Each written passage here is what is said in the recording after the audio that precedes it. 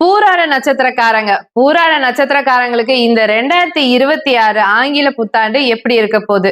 அவங்க லைஃப்ல இருக்க இந்த வீட்டு பிரச்சனை, குடும்ப பிரச்சனை எல்லாம் அவங்கள இந்த வருஷமாவது அவங்களுக்கு தீருமா? அந்த பிரச்சனைகள் எல்லாம் தீரணும்னா அவங்க என்ன பண்ணணும்ன்றத கேட்டு தெரிஞ்சுக்கலாம்.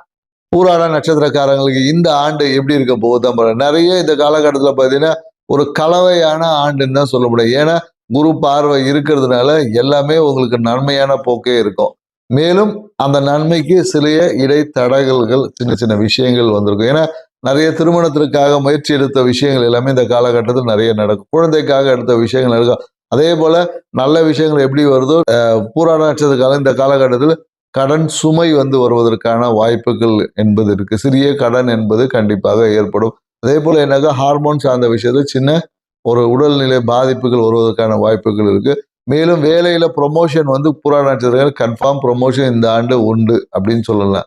ஸோ நீங்க எந்த வேலையில போனீங்களாலும் புதிய வேலையை கூட நீங்க தேடி போனீங்களா அங்கேயும் நல்ல ஒரு சம்பளத்துல ஒரு வேலை கிடைக்கும்.